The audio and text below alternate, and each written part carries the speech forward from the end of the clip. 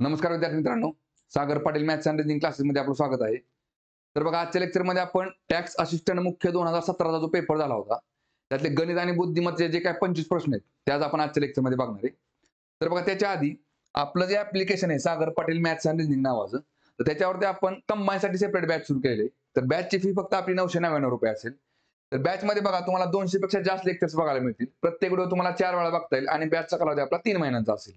याचप्रमाणे आपण एमपेच साठी पण सेपरेट बॅच सुरू केले आणि त्या पण बॅचची फी आपली 999 रुपये असेल. त्याच्यामध्ये पण तुम्हाला 200 पेक्षा जास्त लेक्चर्स बघायला मिळतील. प्रत्येक व्हिडिओ तुम्हाला 4 वेळा बघता येईल आणि बॅचचा कालावधी आपला 3 महिन्यांचा असेल. तर बघा, आता पहिला प्रश्न बघू आपण. काय दिले बघा, पुढील संख्या मालिकेत न बसणारी फक्त एक संख्या चुकीची आहे, ती चुकीची संख्या शोधा. तर बघा, ह्याच्यामध्ये तुम्हाला चुकीची संख्या जरी म्हटलं असतं, नाही तर काय म्हटले बघा, संख्या मालिका. ठीक आहे बघा, मग संख्या मालिका आपल्याला चेक करावं लागेल. काय दिसते बघा ह्याच्यामध्ये, 16, 19, 21, 30, 46, 71 आणि 107. ठीक आहे बघा. चला, आता ह्याच्यामध्ये काय दिसतंय बघा, 16 आणि 19 मध्ये 3 चा फरक आहे, 19 आणि 21 मध्ये 2 चा फरक आहे, 21 आणि 30 मध्ये 9 चा फरक आहे, 30 आणि 46 मध्ये 16 चा फरक आहे, 46 आणि 71 मध्ये 25 चा फरक आहे, 71 आणि 107 मध्ये 36 चा फरक आहे. ठीक आहे बघा. आता इथून जर सोडलं तर इकडे जर बघितलं आपण, बघा इकडे 3 चा वर्ग आहे, इथं 4 चा वर्ग आहे, इथं 5 चा वर्ग आहे आणि इथं 6 चा वर्ग आहे. म्हणजे इथं जो गॅप असला पाहिजे होता तो कितीचा पाहिजे होता बघा, 2 चा वर्ग. 2 चा वर्ग किती झाला, 4. ठीक आहे बघा. आता इथं जर बघितलं आपण बघा, तर 21 वजा 4 केलं तर इथं काय निघतंय बघा, 17 येते. म्हणजे बरोबर 17 आणि 4 21 येते. ठीक आहे बघा.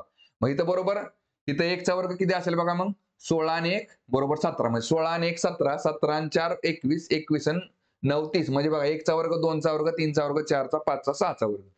म्हणजे इथं काय निघते बघा, 19 जागेला 17 संख्या पाहिजे होती. मग चुकीची संख्या कुठली असेल, तर 19 असेल.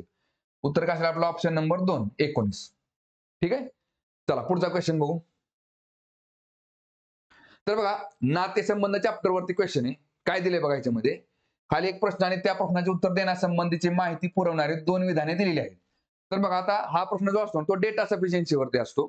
तर ह्याच्यामध्ये बघा, x हा n शी संबंधित आहे, या प्रश्नाचं उत्तर आपण ह्यातल्या कुठल्या विधानावरून देऊ शकतो ते बघायचं असतं. सुरुवातीला काय करायचं बघा, विधान ए सेपरेट चेक करा. काय दिले बघा याच्यामध्ये, x ही j ची आई आहे. बरं, आता ह्याच्यामध्ये बघा, नातेसंबंधामध्ये आपण पुरुष जर असेल तर पुरुषाला काय करतो बघा, चौकोन करतो. जर स्त्री असेल तर काय करतो आपण, त्रिकोण करतो.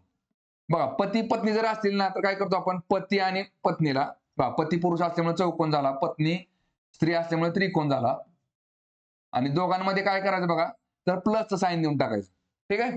आणि बघा, भाऊ आणि बहीण जर असतील बघा, भाऊ आणि बहीण, तर याच्यामध्ये इज इक्वल टू साइन देऊन टाकायचं.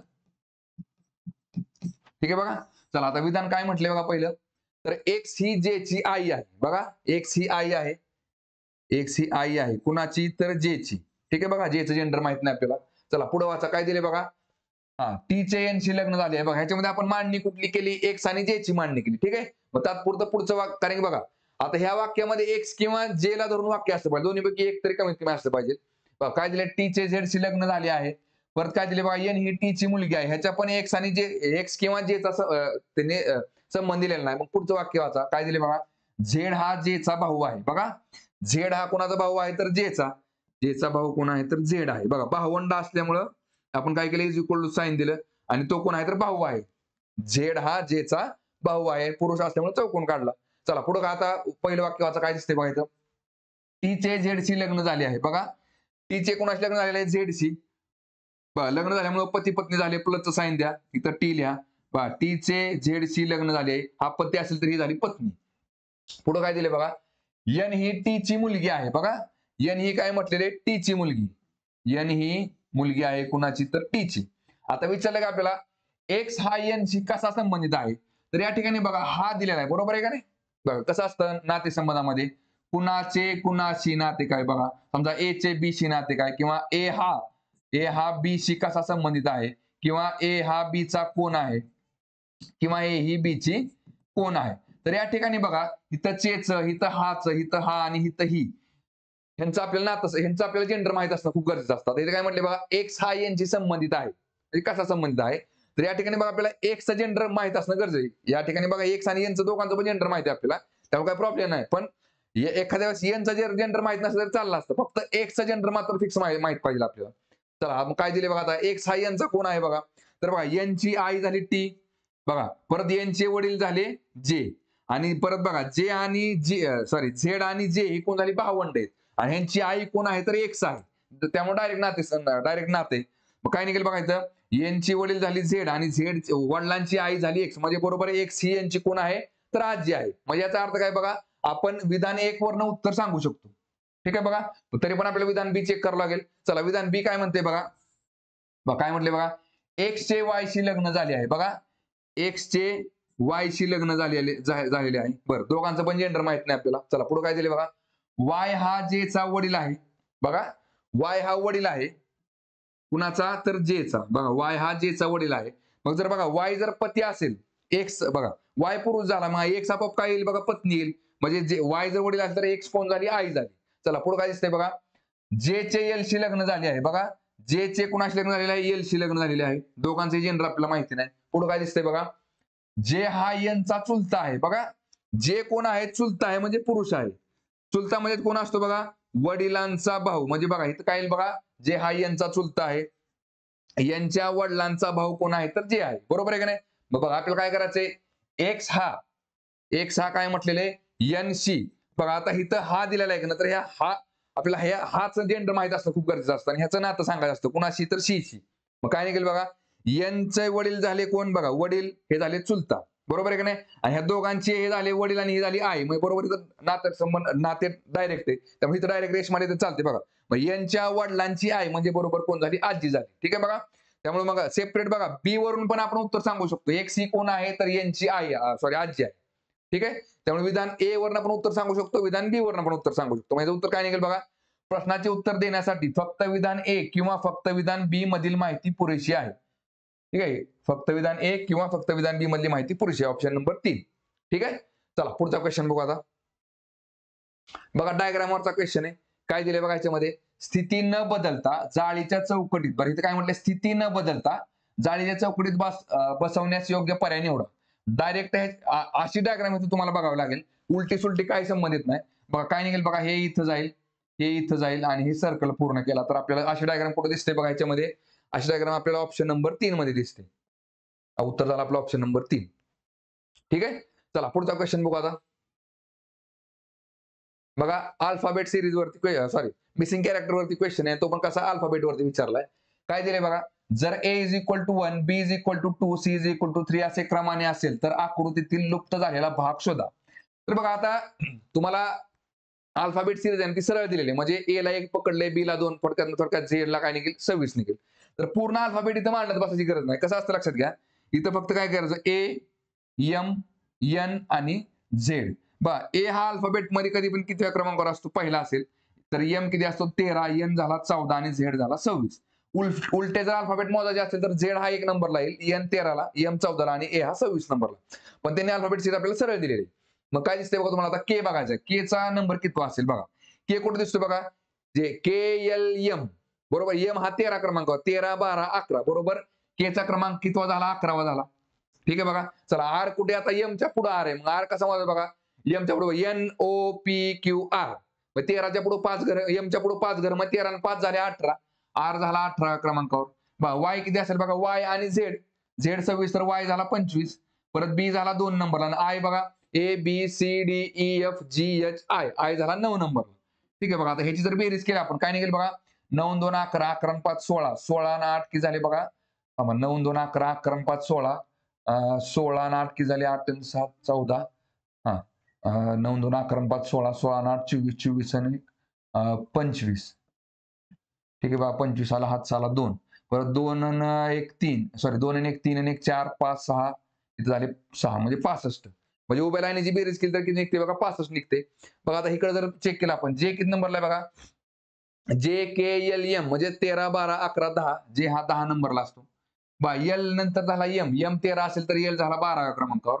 एस किती असेल बघा, एमच्या पुढे M, N O P Q R आणि एस, म्हणजे 13 आणि 6 किती झाले 19, इथं झाले 19. यू किती आहे बघा, U V W x Y Z, म्हणजेच काय 26 25 24 23 22 आणि 21.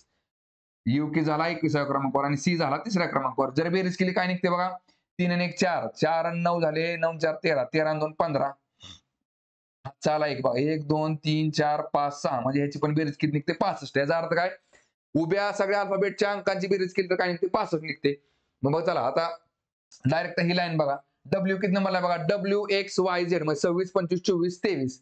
डब्ल्यू झाला 23 क्रमांकावर. ई किती आहे बघा A B C D E झाला 5व्या क्रमांकावर आणि परत ईच्या पुढे ई एफ जी म्हणजे 7व्या क्रमांकावर कोणाला जी आला. काय निघते बघा 7 आणि 3 10 आणि 5 15, 15 आणि 20 झाले 35. आपल्याला बेरीज किती आणायची 65. 65 मधनं 35 गेले खाली किती राहिले 30 राहिले. म्हणजे बघा दोन अल्फाबेट जे असतील तर त्यांच्या स्थानांची जे अंकांचे त्यांचा जो नंबर आहे तर त्याची बेरीज किती आली पाहिजे 30 आली पाहिजे. काय निघेल बघा याच्यामध्ये चला पहिल्यामध्ये काय दिसतं तुम्हाला एन दिसतोय. बरं 4 मध्ये जर बघितलं आपण बघा पी पी पी पी सगळीकडे दिसतो. ठीक आहे बघा पी किती क्रमांकावर आहे बघा बघा एमच्या पुढे एन ओ पी म्हणजे 13 आणि 3 किती झाले 16. बघा पी किती समजा एक संख्या 16 पकडली आपण पी. ठीक आहे बघा बघा पी झाला इकडे आपला 16 क्रमांकावर. मग बघा आता पी जर 16 क्रमांकावर असेल तर दुसरी संख्या 14 क्रमांकावर कोण येईल ती बघावं लागेल आपल्याला. 14 क्रमांकावर कोण असतो बघा एमच्या नंतर एन असतो 14 क्रमांकावर म्हणजे इथं झाला एन. बरोबर काय निघेल बघा पी आणि एन. बरं आता एक लक्षात घ्या इथं 17 आणि 13 पण येऊ शकतं पण बघा जर पर्यायामध्ये जर आपण नीट चेक केलं ह्याची जर बेरीज तुम्हाला 65 आणायची असेल तर इथं ह्या दोन अंकांची बेरीज 30 पाहिजे. बरोबर आहे की नाही. आणि पी हा सगळीकडे बघा अलीकडच्या लाईन मध्ये सगळीकडे दिसतो म्हणजे एक संख्या जर 16 आली म्हणजे पी ची जर व्हॅल्यू जर 16 असेल ना तर दुसरी संख्या तुम्हाला एनच घ्यावं लागणार आहे. बरोबर आपलं उत्तर आणि तेव्हा ऑप्शन नंबर पहिला. ठीक आहे चला पुढचा क्वेश्चन बघू आता. बघा मिसिंग कॅरेक्टर वरती क्वेश्चन आहे. काय दिले बघा याच्यामध्ये खालील प्रत्येक आकृतीतील संख्या विशिष्ट सूत्रानुसार आहेत. प्रश्नचिन्हांच्या जागी येणारी संख्या शोधा. तर काय निघते बघा इकडे 7 5 35 बघा 9 7 63 7 आणि 5 की झाले 12 बघा परत 11 8 88 आणि 4 8 32 मग 8 आणि 8 की झाले बघा 16 परत 13 9 17 परत 12 8 96 9 8 की झाले बघा 17 बरोबर 13 5 65 आणि 7 6 42 6 आणि 5 की झाले बघा 11 म्हणजेच उत्तर किती आलं आपलं ऑप्शन नंबर 3. ठीक आहे चला पुढचा क्वेश्चन बघू आता. बघा कोडिंग डिकोडिंग मधला क्वेश्चन आहे.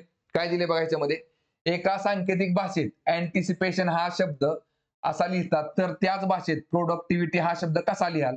तर बघा इथं लिहून घ्या सगळं आधी अँटिसिपेशन आणि त्याचा कोड काय दिलाय बघा ICITNANOITA विचारलं काय आपल्याला प्रोडक्टिव्हिटी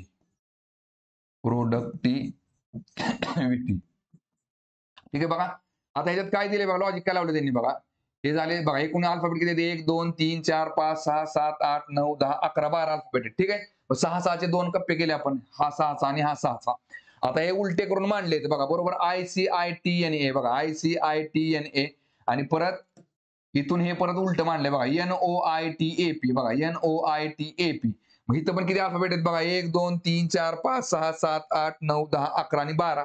ठीक आहे बघा 6 6 चे कप्पे करा 2 आणि 2 4 आणि 2 6 चला इकडे हा झाला 6 उलटे करून मांडा काय निघेल बघा CUDORP. ठीक आहे बघा आणि नंतर काय येतंय YTIVIT बघा YTIVIT कुठे दिसते बघा CUDORP बघा CUDORP इथं पहिले कॅन्सल बघा CUDORP आणि CUDORP. चला पुढं YTIVIT कुठं दिसते बघा YTIVIT म्हणजेच ऑप्शन नंबर 3 मध्ये दिसते. ठीक आहे चला पुढचा क्वेश्चन बघू आता.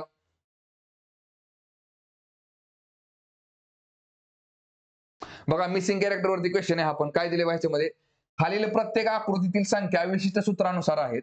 प्रश्नचिन्हाच्या जागी कोणती संख्या येईल बघा काय दिसते याच्यामध्ये 7 गुणिले 9 गुणिले 6 भागिले 2 केल्यानंतर किती येते बघा चला बे के बे बघा इथं 7 9 आणि 6 चा गुणाकार केलाय बे के बे बेत्रिक 6 बघा काय ते 9 असतं 63 गुणिले 3 केलं तर किती निघते बघा 3 त्रिक 9 3 सक 18 म्हणजेच 189 देते बघा. इथं पण काय करावं लागेल मग आपल्याला मग 8 गुणिले 3 गुणिले 5 भागिले काय केले 2 बघा कडे संख्यांचा गुणाकार आणि भागिले 2 बे के बे बे के बे बे चोक 8 म्हणजे 4 त्रिक 12 12 पंचे 60.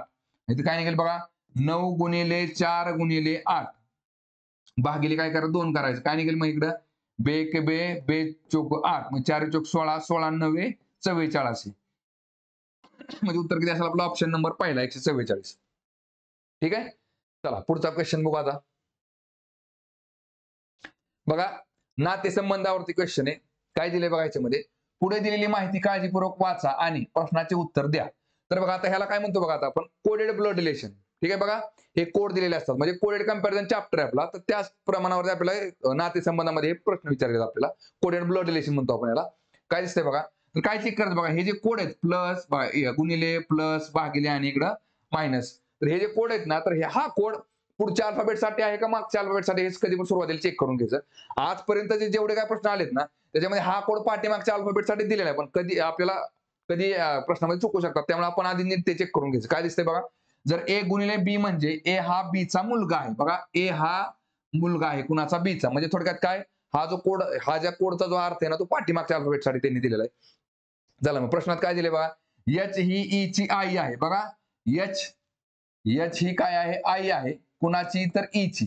मग बघा लक्षात घ्यायचं याच्यामध्ये बघा, आपल्याला एच आई दाखवायची, कुणाची, ई ची. त्यामुळे एच चं जेंडर आपल्याला माहित असतं, खूप गरजेचं. ठीक आहे बघा. बरं ह्याच्यामध्ये काय काय बघा, काय दिसते बघा, E plus F, E plus F plus काय म्हणतोय बघा, ए प्लस बी म्हणजे ए ही बी ची मुलगी आहे. बघा ए ही बी ची मुलगी आहे. मग बघा ए ही मुलगी आहे, सॉरी हा खाली बघायचे ना, ए प्लस बी म्हणजे ए ही बी ची मुलगी आहे. तर ई प्लस एफ म्हणजेच काय, ई ही एफ ची मुलगी आहे. बघा एफ ची मुलगी कोण आहे, तर ई आहे. ठीक आहे बघा, बघा ई ही एफ ची मुलगी आहे, ई ही एफ ची मुलगी आहे. चला परत एफ मायनस जी, मायनस जी म्हणजेच काय बघा, आता बघा ए मायनस बी म्हणजेच ए हे बी चे वडील आहेत, म्हणजेच एफ मायनस जी म्हणजे एफ हे जी चे वडील आहेत. बघा एफ जर वडील असतील, आता ऑलरेडी बघा ई कुणाची, एफ ची मुलगी आहे. मग थोडक्यात काय बघा, एफ हे वडील आहेत कुणाचे, तर जी चे. साहजिकच आहे ना, ई आणि जी कोण असतील, भावंड असतील एकमेकांची. बघा एफ हे जी चे वडील आहेत. बरं आता पुढे काय दिसतंय बघा, आता आपल्याला दाखवायचं काय बघा, एच ही ई ची आई आहे. बघा सॉरी काय दाखवायचं, एच ही ई ची आई आहे. माझं लक्षात घ्या, आणि हा जर बघा ईचा हा कोण असेल बघा, एक तर भाऊ असेल किंवा बहीण असेल. आता आपल्याला जी आणि एच मध्ये रिलेशन दाखवायचे. बघा आता मग इथं जे काय आपण रिलेशन मांडेल, तर कंपल्सरी काय करावं आपल्याला, जी ही एच ची कोण असली पाहिजे बघा, जी ही एच ची मुलगा किंवा मुलगी असलं पाहिजे. ठीक आहे. माझा ह्याच्यामध्ये बघा मुलगा आणि मुलीसाठी कोड कुठले आहेत बघा, मुलगा इथं दिसतोय तुम्हाला, मुलगी इथं दिसते. म्हणजे बघा एक तर गुणिले असू शकतं किंवा प्लस असू शकतं. पर्यायामध्ये जर आपण बघितलं तर त्यांनी प्लस दिलेलं नाही, आपण मग गुणिले घेऊ शकतो. उत्तर काय निघालं आपलं, ऑप्शन नंबर 2. कसं लक्षात घ्या, बघा इथं जर आपण गुणाकारात चिन्ह टाकलं, काय ते बघा, गुणाकारात चिन्ह काय म्हणतं इथं, ए गुणिले बी म्हणजे ए हा बी चा मुलगा आहे. म्हणजे बघा जी गुणिले एच म्हणजे जी हा एच चा मुलगा आहे. बघा जी काय आहे, तर मुलगा आहे कुणाचा, तर एच चा. बघा या ठिकाणी काय दिसतंय आपल्याला, बघा जी हा मुलगा आहे एच चा. बघा एफ, बघा ई आणि जी ही एफ ची कोण आहेत, मुलं आहेत. मग साहजिकच बघा एफ ची पत्नी कोण असेल, एच असेल. दोघांमध्ये प्लसचं साइन देऊन टाका. म्हणजे थोडक्यात काय, पती पत्नी आणि ही त्यांची झाली मुलं. ठीक आहे बघा, मग मला सांगा आपलं काय बघायचं, एच ही ई ची आई आहे का, तर बघा एच ही ई ची आई आहे. मग इथं कुठलं चिन्ह टाकू शकतो आपण, गुणाकाराचं. ठीक आहे, प्लसचं पण येऊ शकतं, पण त्यांनी पर्यायामध्ये दिलेलं नाही, म्हणून आपलं उत्तर येते ऑप्शन नंबर 2. ठीक आहे. चला पुढचा क्वेश्चन बघू आता. बघा डायग्राम चॅप्टर वरती क्वेश्चन आहे. काय दिसतंय बघा याच्यामध्ये, प्रश्न आकृतीत आकृत्यांची एक शृंखला दिलेली आहे. प्रश्नार्थक चिन्हाच्या ठिकाणी योग्य ती आकृती उत्तर आकृत्यातून निवडा. बघा आता इथं मधली आकृती काढायची आपण. ठीक आहे, इथून इकडे काय झालं आपण ते आधी चेक करू. बघा इथून जर आपण इकडे चेक केलं बघा, तर किती बघा, आता इथून इकडे जाताना काय काय मायनस झाले बघा. हा एक ह्या दोन रेषा कट केल्यात आपण. परत ह्याच्या वरचा पण भाग पूर्ण कट केलाय बघा, बरोबर आहे का, आणि ह्याच्या वरची एक रेष. ठीक आहे बघा, कारण इकडून सगळं काढून टाकले ना आपण. मग किती रेषा कट केल्या बघा, ही 1 2 1 2 3 4 5 6 7 म्हणजे इथून इकडे जाताना आपण 7 रेषा कमी केलेल्या. ठीक आहे बघा, आणि आता इथून इकडे जाताना बघा, इथून इकडे जाताना किती रेषा कट केल्यात बघा, नीट लक्ष द्या. बघा ह्याच्यामध्ये कुठल्या कुठल्या रेषा आहेत बघा, ह्या 2 काळ्या रेषा आहेत, बरोबर आहे का नाही. परत इकडचा अख्खा चौकोन त्यांनी कॅन्सल करून टाकलेला आहे. ठीक आहे बघा, आणि ह्याच्यामध्ये बघा ह्या सर्कल मधल्या पण ह्या 2 रेषा काढून टाकलेल्या. ठीक आहे, मग थोडक्यात बघा किती रेषा झाल्या आपल्या, 1 2 3 4 5 6 7 8 म्हणजे इथं 8 रेषा कमी केल्या. थोडक्यात काय, मग इथून इकडे जाताना 7 रेषा कमी केल्या, इथून इकडे जाताना 8 रेषा कमी केल्या. मग साहजिकच आहे बघा, इथून इकडे जाताना 5 रेषा कमी केलेल्या असतील आणि इथून इकडे जाताना 6 रेषा कमी केलेल्या असतील. मग टोटल ह्याच्यात आणि ह्याच्यामध्ये 11 रेषांचा फरक असेल बघा, नीट लक्षात घ्या. कसं बघा, 1 2 3 4 5 6 7 8 9 10 आणि 11 म्हणजे बरोबर आपलं लागतं याच्यामध्ये. बरं आता मग ह्याच्यामध्ये बघा असा पर्याय घ्यायचा कुठला की ज्याच्यामध्ये इथून इकडे जाताना 5 रेषा कमी झालेल्या आहेत बघा कशात दिसतंय बघा ह्याच्यामध्ये बघा 1 2 3 आणि 4 रेषा कमी आहेत ह्याच्यामध्ये बघा 1 2 3 4 रेषा कमी आहेत म्हणजे हे ए पण नसणार आहे आणि बी पण नसणार आहे सी मध्ये जर बघितलं आपण तर किती दिसतात बघा 1 2 3 4 आणि 5 इथं पण बघा परत 1 2 3 4 आणि 5 म्हणजे दोन्ही मध्ये 5 रेषा कमी आहेत म्हणजे सी आणि डी मधला एक पर्याय असेल पण त्यातला कुठला पर्याय दिसतोय बघा बघा रेषा कट करताना त्यांनी सुरुवात कुठनं केली बघा लक्षात घ्या पहिल्यांदा बाहेरच्या रेषा काढल्या बरोबर कुठल्या ह्याच्यातून तर बघा उजव्या साईडचा जो खालचा जो सर्कल आहे ना इथून सुरुवात केली म्हणजे 1 नंबरला ह्याच्या रेषा कमी केल्या 2 नंबरला ह्याच्या 3 नंबरला ह्याच्या आणि 4 नंबरला ह्याच्या ठीक आहे बघा इथून इथं जाताना काय झालेलं असेल बघा 5 रेषा कमी करायचं बरोबर आहे का नाही बघा आता हा सर्कल तर पूर्ण असणार इथला फक्त बघा ह्याच्यातला आतला सर्कल ठेवला आपण आणि जे बाहेरच्या 4 रेषा कमी केल्या आणि त्यातल्या हितला जो सर्कल आहे का नाही त्याच्या पण मग बघा आता सी आणि डी मध्ये पण बघा हितल्या सर्कलच्या सी आणि डी मध्ये पण बघा ह्या चौकोनाच्या सगळ्या रेषा काढून टाकली बाहेरच्या बरोबर आहे का नाही बघा हिथं पण आणि इथं पण फक्त आपल्याला चेक काय करायचंय आता हितली चेक कॅन्सल होईल का हितली कॅन्सल होईल तर नीट बघा काय होईल बघा आता ह्याच्यामध्ये त्याच्या वरची जे आहे ना तर त्याच्या बघा ह्या वरच्या सर्कल मधली एक रेष कमी होणार आहे मग ती कुठली असेल बघा तरी कडची त्याच्यामुळे अशी डायग्राम कुठे निघते ऑप्शन नंबर डी मध्ये म्हणून उत्तर काय निघेल आपला ऑप्शन नंबर 4 निघेल ठीक आहे चला पुढचा क्वेश्चन बघू आता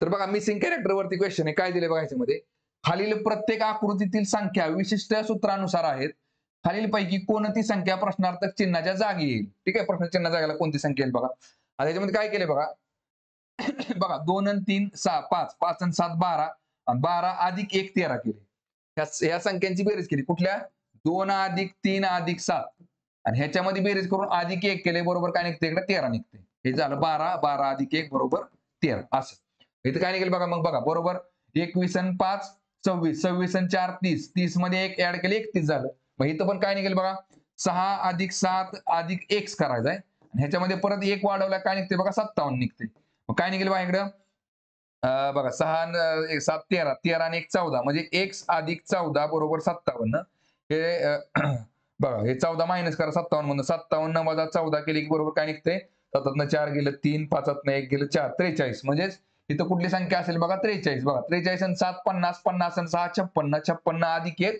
57 मग 43 येते म्हणजे उत्तर आपल्या किती येते ऑप्शन नंबर 4 ठीक आहे चला पुढचा क्वेश्चन बघू आता बघा आता हा जो प्रश्न आहे बघा टाइम डिस्टन्स स्पीड आणि एरिया आणि पेरिमीटर हे दोन चॅप्टर एकत्र करून त्यांनी प्रश्न विचारला काय दिले बघा याच्यामध्ये एका कारच्या प्रत्येक चाकाचा व्यास 70 सेंटीमीटर आहे जर कारचा वेग ताशी 66 किलोमीटर असेल तर प्रत्येक चाक 10 मिनिटात किती वेळा पूर्ण फिरेल आता सुरुवातीला काय करावं लागेल आपल्याला आता कार जी आहे तर ती 10 मिनिटांमध्ये किती अंतर पूर्ण करेल ते आपल्याला बघावं लागेल आधी बघा आता 66 किलोमीटर जाते कार बरोबर आहे का 66 किलोमीटर म्हणजे बघा तासामध्ये जात असेल तर 10 मिनिटांमध्ये किती जाईल बघा इकडं या शून्याला शून्य गेला 6 1 6 6 1 6 6 1 6 म्हणजे थोडक्यात किती झाले 11 किलोमीटर 11 किलोमीटर अंतर पूर्ण करेल ती बरोबर आहे का नाही बरं आता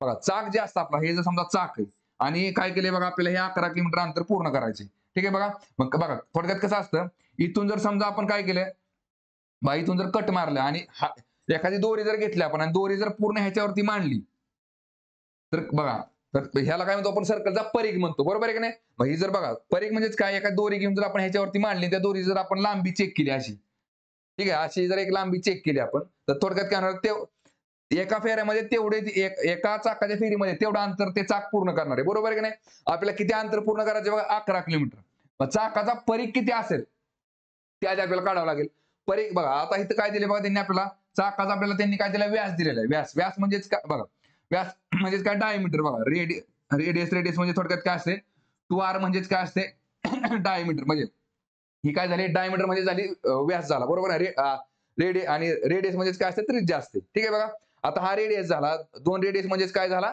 डायमीटर म्हणजेच काय व्यास झाला आपला ठीक आहे बघा आता आपल्याला परिघ बघा परिघाचा फॉर्म्युला किती असतो बघा लक्षात घ्या परिघ जर आपण चेक केला परिघाचा फॉर्म्युला काय असतो 2πr बघा आता 2r म्हणजेच काय डायमीटर थोडक्यात काय आपण ते डी पाय पण लिहू शकतो डायमीटर आणि पाय येते लक्षामध्ये बघा 2r म्हणजेच एक डायमीटर झाला डायमीटर म्हणजेच व्यासची व्हॅल्यू त्यांनी दिली आपल्याला 70 सेंटीमीटर बघा मग इथं काय निघेल बघा पायची व्हॅल्यू झाली 22/7 22/7 गुणिले किती झाले इकडे 70 सेंटीमीटर. मग काय निघेल बघा आता इथं 7 एके 7 आणि 7 एके 7 म्हणजे 22 गुणिले 10 किती झाले 220 सेंटीमीटर. 220 centimetre square. ठीक आहे बघा. आता लक्षात घ्या आपल्याला अंतर पार करायचं मीटर मध्ये 11 किलोमीटर आहे बरोबर आहे की नाही. 11 किलोमीटर म्हणजेच किती झालं 11,000 मीटर आणि 200 बरं काय करावं लागेल मग आपल्याला बघा थोडक्यात काय आता हे 11 किलोमीटर म्हणजेच किती झालं 11,000 मीटर झालं. ठीक आहे बघा 11,000 मीटर आणि या जर परिघाची जर लांबी पकडली आपण तर किती आहे बघा 220 सेंटीमीटर आहे. मग ही पण मीटर मध्ये निघेल. मग बघा मीटर मध्ये काढताना काय करतो आपण 1 मीटर म्हणजेच किती झाले बघा तर 100 सेंटीमीटर.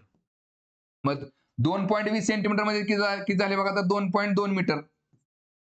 मग एकदा चाक जर पूर्ण फिरलं तर थोडक्यात ते किती अंतर पूर्ण करते 2.2 मीटर. मग त्याला 11,000 मीटर अंतर पूर्ण करायला किती वेळ किती फेऱ्या मारा लागतील बघा 11,000 भागिले काय करायचं 2.2 काय निघेल बघा इकडं बघा आता खाली एक शून्य वाढवा लागेल आपल्याला त्यावेळेस पूर्णांकात येईल. 11,000 वरती एक शून्य वाढवा आणि खाली 22 पूर्ण टाका आणि आता भाग घालवा बघा 11 एके 11 1 2 3 4 आणि 11 दोन्ही 22 परत बे एके बे आणि किती आले इकडे बे पंचे 10 आणि वरती 3 शून्य म्हणजे थोडक्यात 5,000 फेऱ्या मारा लागतील. आपलं उत्तर काय निघेल बघा ऑप्शन नंबर 4 5,000. ठीक आहे. चला पुढचा क्वेश्चन बघू आता बघा सरळ व्याज आणि चक्रवाढ व्याजावरती प्रश्न आहे. काय दिले बघा याच्यामध्ये एका वर्षाचे 8,000 रुपये मुद्दलाचे 6.5 दर साल दर शेकडा दराने व्याज काढा. ठीक आहे बघा आता बघा सरळ व्याजाचा फॉर्म्युला काय असतो बघा सरळ व्याज बरोबर मुद्दल गुणिले मुदत गुणिले दर छेद 100. बघा आता मुद्दल किती आपली 8,000 रुपये किती वर्षाचे म्हटले बघा तर एका वर्षाचे मुदत 1 वर्षाची आणि दर किती आपला 6.1/2 बघा आता 6.1/2 हे झालं पूर्णांकयुक्त अपूर्णांकामध्ये याचं रूपांतर आपल्याला अपूर्णांकामध्ये करावं लागेल. अपूर्णांकामध्ये किती येते बघा बेसक्क 12 आणि 1 13 13/2 आणि तेच जर आपण दशांश अपूर्णांकामध्ये लिहिलं तर काय निघेल बघा 13 ला भाग घालवला 2 ने काय निघेल बघा 6.5. मग इथं दर घेताना तुम्ही 13/2 घ्या किंवा 6.5 घ्या दोन्हीपैकी कुठलं जरी घेतलं तरी चालतं. ठीक आहे बघा सोपं आपल्याला 6.5 आहे म्हणून आपण 6.5 घेऊन टाकू. काय निघेल बघा इथं 6.5/100 बघा मग आता काय निघेल इथं बघा चला आता हे पूर्णांकात करायचं आपल्याला. मग काय करावं लागेल इकडचं एक शून्य कॅन्सल करून टाका ही संख्या पूर्णांकात येऊन जाईल. येते लक्षामध्ये बघा थोडक्यात काय 800 गुणिले इकडे काय ते 65/100. ठीक आहे आता तर भाग घालू शकतो आपण किंवा बघा नसेल ही कन्फ्युजन करायचं तर डायरेक्ट काय करायचं इकडं बघा इथं काय 8,000 गुणिले बरोबर आहे का मग सरळ काय करा इकडे 8,000 मांडा 8,000 गुणिले 1 गुणिले आता ही वरची संख्या पूर्णांकात लिहायची तर 65 लिहा. अंशाला जर एक शून्य वाढवला तर छेदाला पण एक शून्य वाढवा 100 जागेला 100 वरती एक शून्य वाढवायचं. म्हणजे ही व्हॅल्यू आणि ही व्हॅल्यू काय असते हा पूर्णांक आणि हा पूर्णांक सेमच असतो भाग घालवा. काय निघेल इकडे 1 2 3 या 3 शून्याला हे 3 शून्य कॅन्सल 8 गुणिले 65 किती निघते बघा इकडे मग 65 गुणिले 8 जर केलं तर 8 पंचे 40 8 स 48 आणि 4 किती झाले बघा 52 म्हणजेच 520 किती निघते इकडं 520. उत्तर असेल आपला ऑप्शन नंबर पहिला. ठीक आहे. चला पुढचा क्वेश्चन बघू आता बघा नफा तोटावरती क्वेश्चन आहे. काय दिले बघा याच्यामध्ये छापील किमतीवर शेकडा 6 सूट देऊन दुकानदाराने एक पंखा 1128 रुपयाला विकला तर पंख्याची छापील किंमत किती. तर बघा आता कसं असतं नफा आणि तोटा आपण खरेदी किमतीवर काढतो तसे आपण सूट जे असते ना तर ती छापील किमतीवर काढावं लागते. छापील किंमत म्हणजेच काय कुठल्याही दुकानामध्ये गेल्यानंतर एखाद्या वस्तूवरती जी काय किंमत दिली असते ना त्याला छापील किंमत म्हणतो आपण. मग डिस्काउंट जो असतो आपला डिस्काउंट तो डिस्काउंट आपला त्या छापील किमतीवर असतो लक्षात घ्या. मग काय निघेल बघा इथं फॉर्म्युला सोपा आहे बघा छापील किंमत बघा छापील किंमत वजा सूट बरोबर काय असते आपल्याकडे विक्री किंमत असते. छापील किंमत मधून सूट वजा केली की विक्री किंमत. छापील किंमत किती असते बघा आपली कधी पण आपण बघा खरेदी नफा तोटामध्ये आपण खरेदी किमतीला 100% पकडतो. ठीक आहे तसं छापील किमतीला 100% पकडायचं. सूट किती दिली बघा 6% सूट दिलेले. विक्री किती असेल बघा आता 100 मधून 6 गेले खाली 94% विक्री किंमत झाली आपली 94%. वरती काय दिले बघा तर बघा दुकानदाराने एक पंखा 1128 रुपयाला विकला म्हणजे विक्री किंमत किती आहे बघा 1128 रुपये हे झालं 1128 रुपये आणि विचारले काय नाही आपल्याला तर पंख्याची छापील किंमत किती म्हणजे बघा छापील किंमत किती तर 100% रक्कम किती 94% म्हणजे 1128 तर 100% म्हणजे किती काय निघेल म्हणजे तिरकस गुणाकार करा फक्त बघा x गुणिले 94, बघा x गुणिले 94 बरोबर 100 गुणिले 1128, बघा 100 गुणिले 1128. चला एक जाग्याला ठेवा आणि 94 बरोबरच्या पलीकडे टाका. 100 गुणिले 1128 भागिले किती निघते बघा इकडं 94. बघा काय निघेल इकडं, बे चोक 8 1 9, बे 7 14, परत बे पंचे 10 1 11, बे सख्ख 12 आणि बे चुक 8. तर काय निघते बघा आता 27 1 27. बरं आता मी डायरेक्ट 47 ने का भाग घालवतोय, पर्याय जर बघितले ना आपण तर सगळे पर्याय हे तुम्हाला पूर्णांकामध्ये दिलेत. याचा अर्थ काय बघा, 47 ने ह्या संख्येला भाग जातो. ठीक आहे बघा, 47 1 47, 47 1 47 बघा. मग खाली किती राहिले बघा इकडं 8 49, इकडे झाले 9 9 4 94 बघा. आता 47 चे दुप्पट किती आहे, 47 दुने 94 बघा. मग बरोबर कितीने भाग केला बघा 12 ने. 100 गुणिले 12 किती निघते 1200. x ची व्हॅल्यू किती आली बघा, x इज इक्वल टू 1200. म्हणजे आपलं उत्तर किती असेल बघा, आपल्याला छापील किंमत विचारली x ची व्हॅल्यू, मग किती निघेल, ऑप्शन नंबर 2 निघेल. ठीक आहे, चला पुढचा क्वेश्चन बघू आता. बघा हा पण प्रश्न आपला नफा तोटा चॅप्टर वरती, त्याच्यामध्ये तुम्हाला परत छापील किंमत त्यांनी दिलेली आहे. काय दिसते बघा, एका पुस्तकाची छापील किंमत 180 रुपये असून ती 153 ला विकले तर शेकडा सूट काढा. पाठीमागच्या प्रश्नामध्ये तुम्हाला छापील किंमत विचारली होती, इथं तुम्हाला सूट विचारली, ती पण कशी टक्केवारीमध्ये. काय निघेल बघा इथं. मग चला सेम फॉर्म्युला काय, छापील किंमत बघा, छापील किंमत वजा सूट बरोबर काय असते विक्री किंमत. छापील किंमत किती आहे बघा आपली इकडं 180 रुपये. सूट आपल्याला बघा विक्री किंमत किती दिली बघा त्यांनी 153 रुपये. मग सूट किती असेल बघा, 180 मधून जर 153 वजा केलं खाली किती राहते बघा 27 रुपये राहते, बरोबर आहे का. मग आपली सूट किती असेल बघा 27 रुपये असेल. ठीक आहे, आता विचारले का आपल्याला त्यांनी शेकडा सूट काढा. बघा मग आता छापील किंमत जर आपण 100% पकडली तर आपली सूट म्हणजे 27 रुपयाची 27 रुपये म्हणजे किती टक्के, काय नाही तिरकस गुणाकार करा, x ने ह्याला गुणा आणि ही ह्याला गुणा. बघा x गुणिले 180 बरोबर 100 गुणिले 27. आता बघा एक जाग्याला ठेवा आणि 180 बरोबर त्या पलीकडे टाका, काय होते बघा छेद 180. बघा शून्याला शून्य गेला, पहा 9 2 18, 9 त्रिक 27, बे एक बे, बे पंचे 10 म्हणजेच 5 त्रिक 15. x ची व्हॅल्यू किती झाली 15%. मग सूट किती आपली 15%, ऑप्शन नंबर पहिला. ठीक आहे, चला पुढचा क्वेश्चन बघू आता. बघा सरळ व्याज आणि चक्रवाढ व्याजावरती प्रश्न आहे. काय दिले बघा याच्यामध्ये, स्वतःच्या विहिरीसाठी लिफ्ट पंप घेण्याकरता रामने 3 वर्षांसाठी 12.5 रुपये दर साल दर शेकडा दराने चक्रवाढ व्याजावर 16,000 रुपये उधार घेतले. जर त्यांनी सरळ व्याजावर पैसे उधार घेतले असते तर व्याजातला फरक किती असला असता. थोडक्यात काय बघा, 16,000 रुपयाचे 3 वर्षाचे सरळ व्याज आणि चक्रवाढ व्याजातला फरक किती. ठीक आहे बघा, आता बघा सरळ व्याज जर काढायचं म्हटलं आपण, सरळ व्याज जर पकडलं आपण इथं कितीचं 16,000 रुपयाचं. आता एक लक्षात घ्या, आता चक्रवाढ व्याज काढतानाच बघा आपण जर सुरुवातीला सरळ व्याज काढलं परत चक्रवाढ व्याज काढलं, दोन्हीतला फरक काढायला गेलो ना तर वेळ जास्त जाणार. ठीक आहे बघा, तात्पुरतं बघा 16,000 रुपयाचं 12.5% किती निघतात ते बघा, 12.5% जर आपण काढले तर किती निघतात बघा इकडं. चला ही संख्या पूर्णांकातल्या, त्यामुळे इकडचा एक शून्य कमी करून टाका, ही झाली पूर्णांकात संख्या. आणि बघा ह्या 2 शून्याला हे 2 शून्य गेले, काय निघेल बघा इकडं 16, एक मिनिट, 16,000 गुणिले 12.5%. ठीक आहे, काय निघेल बघा आता इकडं बघा, आता ही संख्या पूर्णांकात करा, एक शून्य कमी करा बघा, 25 5 सव्वाशे, 25 चोक 100, परत 4 1 4, 4 चोक 16, 2 शून्य, 400 गुणिले 5 किती झाले बघा 2,000. म्हणजे 16,000 ते 12.5% किती झाले 2,000 रुपये झाले. थोडक्यात काय सरळ व्याजाने बघा प्रत्येक वर्षी पहिल्या वर्षी 2,000 रुपये मिळतील, दुसऱ्या वर्षी पण 2,000 रुपये मिळतील आणि तिसऱ्या वर्षी पण 2,000 रुपये मिळतील. ठीक आहे, सरळ व्याज हे प्रत्येक वर्षी सेमच असतं. आता चक्रवाढ व्याज म्हणजे काय असतं बघा, लक्षात घ्या, जे आपल्याला व्याज भरायचे ना तर ते व्याज न दिल्यामुळं ते व्याज मुद्दलीमध्ये ऍड केलं जातं आणि त्या व्याजावरती पण तेवढ्या 12.5% दराने व्याज वसूल केलं जातं. थोडक्यात काय, आता 16,000 रुपयाचं आपण काय केलं, पहिल्या वर्षी 2,000 रुपये व्याज दिलं, दुसऱ्या वर्षी पण 2,000 आणि तिसऱ्या वर्षी पण 2,000 रुपये.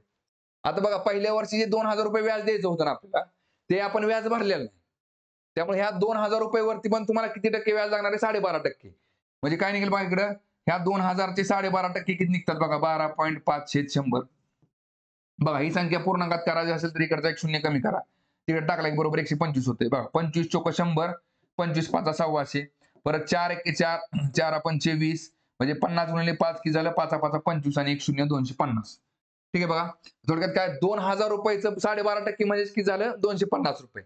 आता बघा ह्या 2000 रुपयाचं पण काय होईल बघा, प्रत्येक वर्षी इथं पण तुम्हाला 250 रुपये द्यावे लागतील आणि इथं पण तुम्हाला 250 रुपये द्यावे लागतील.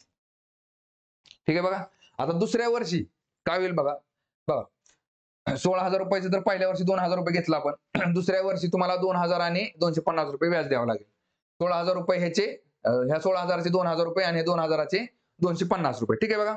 आता तिसऱ्या वर्षी काय होईल बघा. तिसऱ्या वर्षी तुम्ही काय केले, हे जे 2000 रुपये आहेत ना, हे पण व्याज भरलेलं नाही. त्यामुळे ह्याचे परत तुम्हाला ह्याच्यावरती 250 रुपये व्याज भरावं लागेल. ठीक आहे. आणि हे जे 250 रुपये आहेत ह्याच्यावरती पण तुम्हाला इकडं 12.5% व्याज भरावं लागेल. 250 चे 12.5% किती निघतात बघा? 12.5/100. बघा आता हा शून्य कट केला तरी संख्या पूर्णांकात येईल. बघा 25 पाचा 125, 25 चोक 100. बघा 25 पाचा किती झाले बघा? 125. 125 छेद किती आले इकडे? 4 आलं. भागाला किती निघते बघा? 4 एके 4, 4 त्रिक 12, परत 4 एके 4, 1 राहिला. 4 दुने 8, 2 राहिले, 4 पंचे 20, म्हणजे 31.25. इथं तुम्हाला 31.25 रुपये व्याज द्यावं लागेल. ठीक आहे बघा. आता बघा सरळ व्याज जर म्हटलं तर फक्त 2 आणि 2, 4 आणि 2, 6,000 रुपये झाले. बघा सरळ व्याज झालं फक्त एवढंच. सरळ व्याज किती झालं आपलं? 6,000 रुपये. आणि चक्रवाढ व्याज मध्ये काय होईल बघा, हे 6,000 तर ऍड होतीलच, त्याचबरोबर ही सगळी बाकी संख्या पण ऍड होऊन जातील. मग आता आपल्याला फक्त विचारलं काय तर बघा, तर व्याजातला फरक किती असतो? व्याजातला फक्त फरक काढायचा आपल्याला. मग सगळं काउंट करत बसण्यापेक्षा एवढंच काउंट करा, कारण दोन्हीच्या व्याजातला फक्त एवढाच फरक आहे. किती निघेल बघा मग? 250 आणि 250 500, 500 आणि 250 750, 750 अधिक 31.25. बघा 750 अधिक 31.25 किती निघते बघा इकडं? चला 1.25 परत 0 1 1 झाला, 5 आणि 3 8 आणि इकडे 7, 781.25 रुपये तुम्हाला सर्व व्याजामध्ये जास्त द्यावे लागतील. 781.25 म्हणजे ऑप्शन नंबर 2. ठीक आहे. चला पुढचा क्वेश्चन बघू आता. बघा नंबर सिस्टीमचा क्वेश्चन आहे. काय दिले व्हायच्यामध्ये? 3 क्रमागत विषम नैसर्गिक संख्या अशा आहेत की, बघा आता 3 क्रमागत विषम संख्या लिहू आपण. क्रमाने येणार आहे म्हणजे थोडक्यात काय 1 3 5 किंवा 5 7 9 11 13 15 अशा प्रमाणे. बाप थोडक्यात काय बघा, प्रत्येक क्रमवार विषम संख्येमध्ये कितीचा फरक असणार आहे? मग 2चा फरक असणार आहे बघा. 1 आणि 2 3, 3 आणि 2 5, 5 आणि 2 7. मग इथं काय निघेल? पहिली संख्या जर x असेल तर दुसरी संख्या काय असेल? x अधिक 2. आता ह्याच्यापेक्षा 2 ने पुढची संख्या मोठी म्हणजेच काय? x अधिक 4. ह्या झाल्या 3 संख्या. ठीक आहे बघा. आता पुढे काय दिले बघा, बघा की पहिल्या व दुसऱ्या संख्यांचा गुणाकार. बघा पहिली संख्या x आणि दुसरी संख्या कुठली आहे बघा? x अधिक 2 यांचा गुणाकार, म्हणजे ब्रॅकेट म्हणजेच काय असतं? गुणाकारात चिन्ह असतं इथं मध्ये. त्या दोन्ही संख्यांचा गुणाकार. पुढे काय दिले बघा? तिसऱ्या संख्येच्या दुपटीपेक्षा 1 ने जास्त आहे. बघा इज इक्वल टू काय करायचं बघा? ह्या दोन संख्यांचा जो गुणाकार आहे तो काय बघा? तिसरी जी संख्या आहे x अधिक 4 याचा काय म्हटलंय बघा? तिसऱ्या संख्येच्या दुपटीपेक्षा, ह्याची दुप्पट केली आपण आणि ह्याच्या दुपटीपेक्षा 1 ने जास्त आहे. ठीक आहे बघा. मग ते इक्वेशन सॉल्व्ह करा. बघा x गुणिले x किती झाले? x स्क्वेअर अधिक x गुणिले 2 किती झाले बघा? 2x बरोबर 2 ने x ला गुणलं की झालं 2x अधिक 2 ने 4 ला गुणलं 2 चुका 8 अधिक 1. ठीक आहे बघा. चला आता हे 2x बरोबरच्या अलीकडे आले काय बघा? x स्क्वेअर अधिक 2x, हे बरोबरच्या अलीकडे आले की मायनस होईल, मायनस 2x बरोबर 8 आणि 1 9. बघा 2x ला 2x झाले कॅन्सल. काय निघेल बघा? मग x square is equal to 9. 9 हा कितीचा वर्ग आहे? तर 3 चा वर्ग आहे, म्हणजे x ची व्हॅल्यू किती झाली बघा? 3 झाली. काय निघेल बघा? ऑप्शन नंबर बरं. तर त्यातील दुसरी संख्या कोणती? पहिली संख्या x ची व्हॅल्यू झाली 3. दुसरी किती असेल बघा? 3 आणि 2 5. तिसरी असेल 3 आणि 4 7. दुसरी विचारल्यामुळे दुसरी किती असेल बघा? 5. म्हणजे उत्तर आला आपला ऑप्शन नंबर 2. ठीक आहे. चला पुढचा क्वेश्चन बघू. बघा टॅब्युलेशन चॅप्टर वरती क्वेश्चन आहे, डाटा इंटरप्रिटेशन मधला. बघा काय दिसतं याच्यामध्ये बघा. 30 कर्मचाऱ्यांनी एका वर्षात उपभोगलेल्या वैद्यकीय रजेची माहिती खालील तक्त्यात दिली आहे. किती कर्मचारी आहेत? तर बघा 30 कर्मचारी आहेत. ठीक आहे. बघा 5 आणि 7 12, 12 आणि 11 23 आणि 4 27 आणि 3 30. 30 कर्मचारी आहेत. बरं त्यांचे दिवसांची संख्या कशाची आहे बघा? तर सुट्टीचे दिवस आहेत. कशाचे? सुट्टीचे दिवस किंवा रजेचे दिवस. ठीक आहे. रजा दिली तिथं. ठीक आहे बघा रजेचे दिवस आहेत आणि ते पण काय दिले बघा? 0 ते 10 मध्ये किंवा 10 ते 20 मध्ये, मग आपण आता पकडायचे कुठले नेमके? 11 दिवस पकडायचे का 19? तर ह्याचा ॲव्हरेज काढायचा. ॲव्हरेज म्हणजे किती आलं बघा. 0 ते 10चं ॲव्हरेज आलं 5, 10 ते 20 झालं 15. इथं झालं किती 20 ते 30 झालं 25. इकडं 35 आणि इकडं 45. ठीक आहे बघा. बघा आता बघा सुरुवात काय म्हटले बघा. तर कर्मचाऱ्यांनी एका वर्षात उपभोगलेल्या वैद्यकीय रजेचा मध्य काढा. ठीक आहे बघा. एकूण प्रत्येक कर्मचाऱ्याने सरासरी किती सुट्टी काढली, रजा घेतली ते आपल्याला ते बघायचे. बघा मग आता हे जे 5 कर्मचारी आहेत, तर या 5 कर्मचाऱ्यांची एकूण रजा किती पकडायची आपण? 0 ते 10 मध्ये आपण ॲव्हरेज 5 पकडले. म्हणजे 5 5 25 निघेल. बरोबर आहे का नाही बघा? पहा 5 गुणिले 5 किती झाले? इकडे 25 झाले. चला परत या 15 बघा या 7 कर्मचाऱ्यांची सरासरी ॲव्हरेज सुट्टी किती आहे बघा? 15 दिवसाची आहे. म्हणजेच प्रत्येकाची 15 दिवस आली बघा. 7 गुणिले 15 15 7 झाले 5 वर्षे. परत बघा इकडे ह्या 11 जणांची किती आहे? 25 आहे. 11 गुणिले 25 किती निघते बघा? 25 एके 25 हातचा आला 2. 25 एके 25 आणि 2 27. चला परत 4 गुणिले 35 करा. 4 गुणिले 35 किती निघते बघा? 35 दुनी 70 आणि 70 दुनी 140. परत 3 कर्मचाऱ्यांची 45. 3 गुणिले 45 करा. किती निघते बघा मग? 3 5 15 हातचा आला 1 3 चोक 12 आणि 1 13 म्हणजे 135. एकूण एवढ्या सुट्ट्या निघतील बघा. किती? 5 आणि 5 10 आणि 5 15 आणि 5 20 म्हणजे हातचा आला 2. 2 आणि 2 4 आणि 7 11. 11 आणि 4 15. 15 आणि 3 7 15 आणि 3 18. हातचा आला 1. 1 2 3 आणि 2 5 आणि 1 6. किती आलं? 680. म्हणजे एकूण सुट्ट्या किती झाल्या? 680 सुट्ट्या झाल्या. आणि एकूण कर्मचारी किती आहेत बघा? 30 आहेत. त्याचा ॲव्हरेज किती निघेल बघा?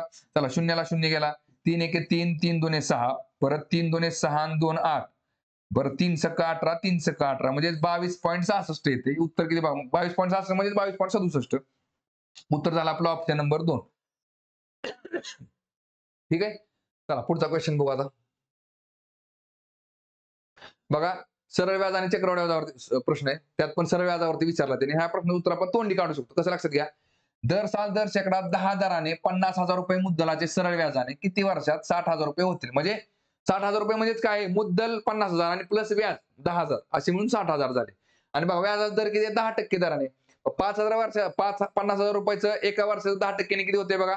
50,000चे 10% किती झाले? 5,000. आणि 2 वर्षाचे झाले 5 आणि 5 10,000. 2 वर्ष उत्तर निघते. बरं काढायचं कसं लक्षात घ्या. इथं काय निघते बघा? फॉर्म्युला काय असतो आपला? सरळ व्याज.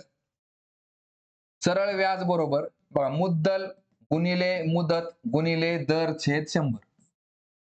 ठीक आहे बघा. सरळ व्याज किती आहे बघा आपलं? आता इथं सरळ व्याज झालं 10,000 रुपये. सरळ व्याज कसं काढलं लक्षात का बघा? बघा ही 60,000 म्हणजेच काय? मुद्दल प्लस व्याज आहे. ह्याच्यातनं आपण मुद्दल वजा केली. तर हे बघा थोडक्यात हे किती झालं? 10,000. ही थोडक्यात काय? रास आहे. ही काय बघा? मुद्दल आहे. आणि हे झालं बरोबर आपलं व्याज. व्याज किती झालं? इकडं 10,000 रुपये. बघा मग व्याज झालं 10,000 रुपये. 10,000 बरोबर मुद्दल किती आपली? 50,000 रुपये.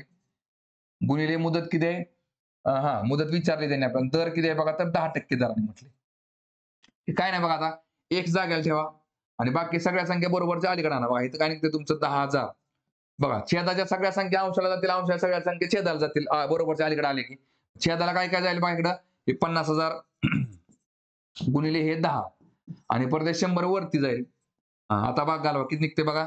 चला हे 1 2 3 4 ह्या 4 शून्याला हे 1 2 3 4 शून्य गेले. परत ह्या शून्याला हा शून्य गेला. 5 एके 5 5 दुनी 10 म्हणजेच x ची व्हॅल्यू किती आली बघा? 2 वर्ष. x is equal to 2. Option number पहिला. ठीक आहे. चला पुढचा क्वेश्चन बघू आता. बघा मिक्सचर आणि ॲलिगेशन चॅप्टरवरती क्वेश्चन आहे.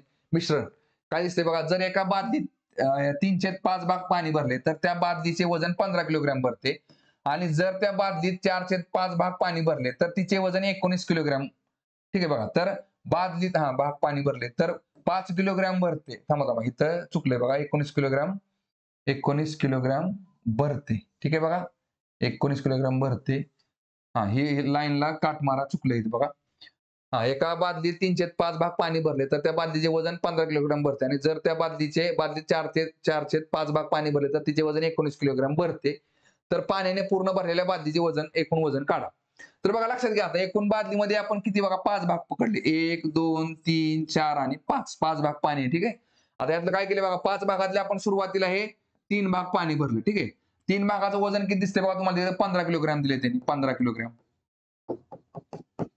ठीक आहे बघा. आणि पुढे काय म्हटलंय बघा? जर त्या बादलीत 4/5 भाग पाणी म्हणजे थोडक्यात काय 4 भाग जर पाणी भरलं तर त्याचं वजन किती येते बघा? 19 किलोग्रॅम. म्हणजे आता फक्त इथं एक एक भाग जर आपण पाणी भरलं इथं तर वजन किती वाढले आपलं 4 किलोग्रॅम. बरोबर आहे का? 15 आणि 4 19. याचा अर्थ काय? निव्वळ पाण्याचं जर वजन बघितलं आपण बादलीतलं तर बघा एका भागाचं वजन 4 किलोग्रॅम आहे. बरोबर काय निघेल बघा इथं 4 इथं 4 इथं 4 आणि इथं 4. मग 4 भागाचं वजन किती असलं पाहिजे बघा तर 4 चोक 16 पण भरतंय किती 19 किलोग्रॅम. किंवा बघा 3 भागाचं वजन किती पाहिजे 4 त्रिक 12 पण भरतंय किती 15. असं का होतंय? याचा अर्थ काय बघा त्या बादलीचं पण वजन असणार आहे. बरोबर आहे की नाही? इथं काय निघेल बघा 4 त्रिक 12 बघा 4 त्रिक 12 झालं हे पाण्याचं वजन. मग 3 किलोग्रॅम काय असणार आहे त्या बादलीचं वजन असणार आहे. ठीक आहे बघा. मग टोटल काय म्हटलंय बघा तर पूर्ण पाण्याने भरलेल्या बादलीचे एकूण वजन काढा. मग एकूण भाग किती आहेत 5 आहेत. मग या 5व्या भागाचं पण वजन किती असेल 4 किलोग्रॅम असेल. मग एकूण बादलीचं वजन किती असेल बघा पाण्याचं वजन झालं 4 पंचे 20 आणि बादलीचं वजन 3 किलोग्रॅम म्हणजे 20 अधिक 3 किती झाले 23 किलोग्रॅम. उत्तर असेल आपला ऑप्शन नंबर 4. ठीक आहे. चला पुढचा क्वेश्चन बघू आता. बघा संभाव्यता चॅप्टरवरती क्वेश्चन आहे प्रोबॅबिलिटी वरती काय दिले बघा याच्यामध्ये 4 मुले व 2 मुली यांच्यातून दोघांची एक समिती बनवायची आहे. बघा 4 मुले व 2 मुली यांच्यातून दोघांची समिती बनवायची आहे. तर समितीमध्ये कमीत कमी एक मुलगी असण्याची संभाव्यता किती? आता कमीत कमी एक मुलगी काढायची आपल्याला बघा. तर बघा आता तुम्हाला कंडिशन कोणासाठी दिली बघा त्यांनी मुलींसाठी. मग मुलींना आधी घ्या. बघा 2 मुली आहेत आणि त्याच्यामधले आपण कमीत कमी एक मुलगी पकडली. कमीत कमी एक म्हणजे जास्तीत जास्त किती घेऊ शकतो आपण म्हणजे त्या समितीमध्ये सगळ्या मुली आपण घेऊ शकतो. ठीक आहे बघा. पण कमीत कमी एक तरी पाहिजे बघा. मग आता कमीत कमी जर एक मुलगी घेतली आपण तर दुसरा समितीतला मेंबर कोण घ्यावा लागेल आपल्याला मुलांमधनं घ्यावं लागेल. मुलं किती 4 आहेत त्या 4 मधनं एक घ्यावं लागेल. ही झाली पहिली कंडिशन. दुसरी कंडिशन काय आपण दोन्ही सदस्यातले समितीतले मेंबर आहेत ना ते आपण मुली घेऊ शकतो. दुसरी कंडिशन काय निघेल बघा दोन्ही मेंबर आपण काय घेतले मुली घेतल्या. मुलांचा काय विषय येत नाही का 2 सदस्य निवडायचे आपल्याला. इथे 1 आणि 1 2 झाला इकडे पण 2 झाले. ठीक आहे बघा. बरं आता कॉम्बिनेशन जर विचारलं असतं तर एवढं झालं असतं. संभाव्यता विचारल्यामुळे खाली काय करायचं छेद आणि एकूण किती मेंबर आहेत बघा 6 मेंबर मधले किती मेंबर निवडायचे तर 2 जण निवडायचे आपल्याला. त्याला म्हणतो आपण संभाव्यता. म्हणजे एकूण कंडिशन किती येऊ शकतात आणि त्यातल्या किती कंडिशन निघू शकतात. तर बघा काय निघेल बघा आता इकडं. मग इथं बघा 2 फॅक्टोरियल डिवाइडेड बाय 1 फॅक्टोरियल आणि 1 फॅक्टोरियल. बघा अंश जेवढा आहे ना तेवढं छेद आला पाहिजे 1 आणि 1 2. ठीक आहे बघा चला गुणिले 4 फॅक्टोरियल इथं काय दिसतंय तुम्हाला 1 दिला नाही 1 लिहा 1 फॅक्टोरियल आणि 1 आणि 3 किती 4 येते तर 3 1 आणि 3 4 म्हणून इथं 3 फॅक्टोरियल लिहा. ह्या छेदाची बेरीज अंश एवढी असली पाहिजे अधिक इथं काय 2 फॅक्टोरियल छेद 2 फॅक्टोरियल. बघा मग काय निघेल बघा आता इथं चला 2 गुणिले बघा 2 आता इथं काय उलट लिहित बसायची गरज नाही इथं फक्त 2च निघेल. कारण कसं असतं लक्षात घ्या 2 फॅक्टोरियल म्हणजे किती आलं बघा 2 गुणिले 1 म्हणजेच काय झाला 2 झाला. ठीक आहे. आणि बघा मी हे सगळं काय लिहून दिलं तुम्हाला डायरेक्ट 6 गुणिले 5 छेद 2 गुणिले 1 का लिहिलं नाही कसं असतं लक्षात घ्या 6C2 इज बघा आणि हे 6C4 ह्याची व्हॅल्यू सेमच निघते लक्षात घ्या. इथे लक्षामध्ये इथं 2 संख्येत म्हणून तुम्ही 2 लिहिल्या बरोबर आहे का नाही उलट्या 6 गुणिले 5. मग इथं काय 4 संख्येत म्हणून 4 संख्या उलट्या लिहित बसायची गरज आहे का नाही. लक्षात घ्या इथे कसं लक्षात घ्या इथं काय निघतं बघा 6 फॅक्टोरियल छेद हे 2 फॅक्टोरियलला 2 फॅक्टोरियलला 2 आणि 4 किती 2 आणि 4 6 परत इथं 6 फॅक्टोरियल लिहा छेद हे किती 4 आहे ना 4 ला 4 घ्या 4 आणि 2 6 म्हणजे बघा ह्याची व्हॅल्यू आणि ह्याची व्हॅल्यू सेमच निघते. त्यामुळे हे का मांडून दाखवतोय कारण बघा इथं लहान संख्येत म्हणून मोठी जर संख्या असेल 6C बघा इथं 6C आपल्याला 58 दिलं. मग तुम्ही काय 58 व्हॅल्यू लिहित बसणार आहे का नाही. ह्याची व्हॅल्यू आणि 6C2 ह्याची व्हॅल्यू काय असते सेमच असते. ठीक आहे बरं जाऊ दे इकडे आपण बघू आता हे झालं 2 गुणिले इथं काय निघते बघा 4 गुणिले 3 फॅक्टोरियल बघा 4 गुणिले 3 गुणिले 2 गुणिले 1 करायचे बरोबर आहे की नाही. मी 3 फॅक्टोरियलला का स्टॉप केलं कारण की मी खालच्या 3 फॅक्टोरियलला ते कॅन्सल करू शकतो. बघा खाली किती आलं 3 फॅक्टोरियल 1 नाही लिहिलं तर चालते अधिक 1 मग किती निघते बघा इकडं छेदात लिहायचं राहिलं नाही का आपल्याला बघा छेदाच लिहा इकडं. बरं छेदाला काय निघेल इकडं 6 फॅक्टोरियल बघा इकडं चुकलं थांबा इथं 6 फॅक्टोरियल छेद लिहून टाका इकडं 6 फॅक्टोरियल डिवाइडेड बाय 2 फॅक्टोरियल आणि 4 फॅक्टोरियल. ठीक आहे. चला आता पुढे लिहा बघा इथं किती आला आपला 2 गुणिले इथं किती निघेल बघा 4 गुणिले 3 फॅक्टोरियल डिवाइडेड बाय 3 फॅक्टोरियल अधिक 1 छेद किती निघते बघा 6 फॅक्टोरियल 6 गुणिले 5 गुणिले 4 फॅक्टोरियल कारण मोठ्या संख्येला आपण कॅन्सल करू शकतो. छेद किती आला 2 गुणिले 4 फॅक्टोरियल बघा मग किती येते इकडं 3 फॅक्टोरियल कॅन्सल बघा 2 चोक 8 अधिक 1 9 झालं आणि खाली इकडे बघा 4 फॅक्टोरियल कॅन्सल 2 त्रिक 6 म्हणजे 3 5 15 किती निघते बघा इकडं 3 त्रिक 9 आणि 3 5 15 म्हणजे 3/5 उत्तर येते आपलं ऑप्शन नंबर 2. ठीक आहे. चला पुढचा क्वेश्चन बघू आता.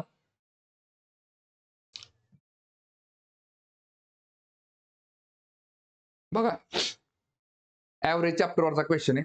काय दिले बघा याच्यामध्ये एका संघातील 100 विद्यार्थ्यांचे सरासरी वय 60 असून दुसऱ्या संघातील 50 विद्यार्थ्यांचे सरासरी वय 90 आहे. बघा इथं वय ठीक आहे वजन पाहिजे होतं पण वय दिले कारण की सरासरी 90 वय म्हणजे काय 100 वर्ष पुढे थोडी माणसं असणार सगळी. पण ठीक आहे असू द्या.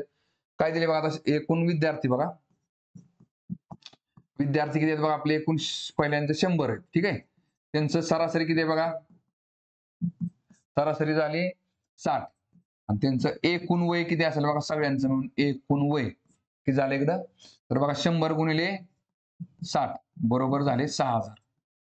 100 विद्यार्थ्यांचं सगळ्यांचं जर वयाची बेरीज केली तर 6000 आले. बरं दुसरे जे काय 50 विद्यार्थी आहेत त्या 50 विद्यार्थ्यांचं सरासरी वय किती आहे बघा 90 आहे. इथं काय निघेल बघा 50 गुणिले 90 बरोबर 9 45 त्याच्यावरती 2 शून्य. ठीक आहे बघा आता विचारले काय तर दोन्ही संघ मिळून 150 विद्यार्थ्यांचे सरासरी वय काढा. बघा लक्षात घ्या आता एकूण विद्यार्थी किती झाले बघा 100 आणि 50 झाले 150 आणि त्या सगळ्या विद्यार्थ्यांची एकूण वयाची बेरीज किती झाली बघा 10,500. ठीक आहे त्यांचं काय विचारलं आपल्याला ऍव्हरेज विचारले काय निघेल बघा 10,500 भागिले 150 करा उत्तर निघून जाईल. बाकी निघते इकडं बघा शून्याला शून्य गेला. ठीक आहे परत 15 की 15 15 सत्ती 5 इथं शून्य आला बघा आपलं ऍव्हरेज किती निघेल बघा आता 70 निघेल ऍव्हरेज. ठीक आहे ऑप्शन नंबर 4.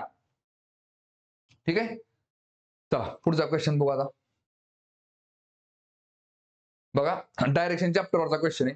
काय दिसते पाहिजे मग तुम्हाला एक मधमाशी सकाळी तिचे पोळे सोडते आणि उत्तर दिशेला 30 मिनिटं उडल्यानंतर एका बागेत पोहोचते. बघा आता इथं पोळ आहे मधमाशीचं इथून ते काय करते सकाळी उडायला सुरुवात करते आणि किती मिनिटं प्रवास करते 30 मिनिटं उडल्यानंतर ना एका बागेत जाऊन थांबते. चला काय दिसते बघा व तिथे 10 मिनिटं मध गोळा करते. आता इथं जाऊन तिने काय केलंय 10 मिनिट मध गोळा केलाय. परत बघा त्यानंतर ती पूर्व दिशेला 40 मिनिटं उडते. बघा आता इथून पूर्व दिशा कुठं असते या साईडला पूर्व दिशेला किती मिनिटं प्रवास केला तिने 40 मिनिटं प्रवास केला. हा परत काय आणि दुसऱ्या बागेत 15 मिनिटे मध गोळा करते. इथं तिने 15 मिनिटं मध गोळा केला. चला परत काय दिसते बघा त्यानंतर ती सर्वात जवळच्या मार्गाने तिच्या पोळ्यापाशी परत येते. सर्वात जवळचा मार्ग म्हणजे कुठला असतो बघा शॉर्टकट ह्याने ती घरी आली. बरं काय विचारले बघा समजा मधमाशीचा उडण्याचा वेग तिच्या उडण्याच्या प्रवासात एक समान होता. मग थोडक्यात काय वर उत्तरेला जाताना परत पूर्वेला जाताना आणि परत इथून घरी येताना जो उडण्याचा तिचा वेग तो सारखाच आहे. ठीक आहे बरं पुढे काय दिले तर मधमाशी किती काळ आपल्या पोळ्यापासून दूर होती. तर बघा आता लक्षात घ्या मधमाशी पोळ्यापासून दूर काढताना तिला इथून इथं परत रिटर्न घरी येताना किती मिनिटं प्रवास करावा लागला आपल्याला ते माहिती नाही ते काढावं लागेल. बघा तुम्हाला जर ट्रिपलेट माहित असतील तर तुम्हाला उत्तर लगेच कळते बघा कसं बघा आता हे किती आहे 30 आणि हे 40 आहे बरोबर आहे की नाही. ट्रिपलेट म्हणजेच काय बघा एक बाजू 3 असेल दुसरी बाजू जर बघा 4 असेल ना तर त्याचा ट्रिपलेट किती निघतो 5 निघतो. बघा परत 6 8 चा ट्रिपलेट किती असतो बघा 10 असतो. परत 9 12 चा ट्रिपलेट किती असतो बघा इकडे 15 असतो. मग थोडक्यात काय ठीक आहे बघा ट्रिपलेट माहित असतील तर नसतील माहित तरी काय अडचण नाही. बघा आता इथं कसं असतं बघा एक बाजू आपण बघा त्रिकोणाचा आपण हायपोथेनस काढतो बरोबर आहे की नाही. बघा एक बाजू जर समजा आपण ए पकडली दुसरी बाजू जर आपण बी पकडली तर हा जो अँगल असतो बघा 90 डिग्री समोर त्याला काय म्हणतो आपण हायपोथेनस त्याला आपण सी पकडला इथं तर ह्याची लांबी किती ती कळून जातं आपल्याला. फॉर्म्युला काय असतो बघा पायथागोरस थेरमचा A square plus B square is equal to काय असतो सी स्क्वेअर असतो. बघा मग 30 चा वर्ग अधिक इकडे बी म्हणजे किती 40 आहे 40 चा वर्ग बरोबर किती आला सी चा वर्ग. बघा 30 चा वर्ग झाला 900 40 चा वर्ग झाला 1600 इकडे झाला सी स्क्वेअर. 900 16 किती झाले बघा 2500 2500 बरोबर झाले सी स्क्वेअर. सी बरोबर किती असेल बघा 25 25 कितीचा वर्ग तर 5 चा त्याच्यावरती एक शून्य जावा 50 चा वर्ग झाला किती 2500 5 5 25. मग इथून इथपर्यंत घरी येताना किती वेळ लागला असणार बघा 50 मिनिट. ठीक आहे बघा आता विचारलं का ती पोळ्यापासून किती वेळ दूर किती काळ पोळ्यापासून दूर होते किती निघेल बघा 30 आणि 10 40 40 आणि 40 80 80 आणि 15 किती झाले बघा 95 95 आणि 50 किती झाले बघा 145 मिनिटं. म्हणजे ऑप्शन नंबर किती असेल पहिला असेल. ठीक आहे चला पुढचा क्वेश्चन बघू आता. बघा टाइम डिस्टन्स स्पीडचा क्वेश्चन आहे. तर ह्याच्यामध्ये बघा आता बघा आपण डोके आणि पायच्या टाईपचे जे प्रश्न असतो बघा हरण दिलेले असतील आणि काय 2 पाय तुम्हाला कोंबड्या दिलेल्या असतील, त्यांची डोक्यांची संख्या दिलेली असतील, परत त्यांच्या पायांची संख्या दिली असतील, मग त्याच्यामध्ये हरणं किती आणि ते कोंबड्या किती विचारले असतील, त्या टाईपचा हा प्रश्न आहे बघा. फक्त त्याच्यामध्ये काय दिले बघा, एका गाडीने 555 किलोमीटर प्रवासाचा काही भाग ताशी 60 किलोमीटर वेगाने पार केला. नंतर गाडीचा वेग ताशी 15 किलोमीटर वाढवून उरलेला प्रवास पूर्ण केला. जर एकूण 8 तासात त्याने सर्व प्रवास पूर्ण केला असेल तर ताशी 60 किलोमीटर या वेगाने त्या गाडीने किती किलोमीटर प्रवास केला. तर बघा थोडक्यात काय बघा आता 8 तासामध्ये तिने प्रवास केलाय. त्यातला काही प्रवास तिने 60च्या स्पीडने केलाय, काही प्रवास तिने 15 किलोमीटर वाढून म्हणजे 60 आणि 15 75 75च्या स्पीडने केलाय. असं दोन्ही ह्याच्यामध्ये तिने प्रवास किती कंप्लीट केला 555. तर त्याच्यामध्ये 60च्या स्पीडने तिने किती तास प्रवास केला असेल आणि ते अंतर किती असेल ते आपल्याला विचारलंय त्यांनी. काय करायचं बघा, आता एकूण 8 तास आहेत ना, आपण 8च्या 8 तासाचा जो प्रवास आहे ना तो 60च्या स्पीडने कव्हर केला असं समजा आपण. 75 आणि 60 मध्ये लहान संख्या कुठले 60 आहे तर 60 आधी घेतला आपण. ठीक आहे. 1 2 3 4 5 6 7 आणि 8. ठीक आहे बघा. आपण सगळा प्रवास 8च्या 8 तासाचा काय केला आपण 60च्या स्पीडने कव्हर केला. ठीक आहे. मग आपण किती अंतर पूर्ण करू शकतो बघा, 8 × 48 म्हणजे झाले 480 किलोमीटर. ठीक आहे, 480 किलोमीटर झाले. बरं आपल्याला अंतर पूर्ण करायचं किती 555. मग किती किलोमीटर अंतर कमी पडते आपल्याला 555 मधनं जर आपण 480 वजा केलं खाली किती झाले बघा 75, म्हणजे आणखी 75 किलोमीटर आपल्याला अंतर कव्हर करायचे. किती आणखी 75 किलोमीटर. मग आता काय करावं लागेल आपल्याला 60च्या ऐवजी 75च्या स्पीडने अंतर कव्हर करावं लागेल. पण 8च्या बरं आता इथे काय 75 वाढवायचं नाही. 8च्या 8 तासाला आपण काय केले 60 देऊन टाकले वेग. आता फक्त वाढवायचं किती 15च्या स्पीडने. मला सांगा 75 जर अंतर कव्हर करत असेल कशाने 15च्या स्पीडने तर किती वेळ लागणार आहे 15 × 5 = 75. मग थोडक्यात काय 8 तासातले जे 5 तास आहेत ना त्यांना 15 देऊन टाका. इथं 15 दिले, इथं 15, इथं 15, इथं 15 आणि इथं 15. 15 × 5 = 75.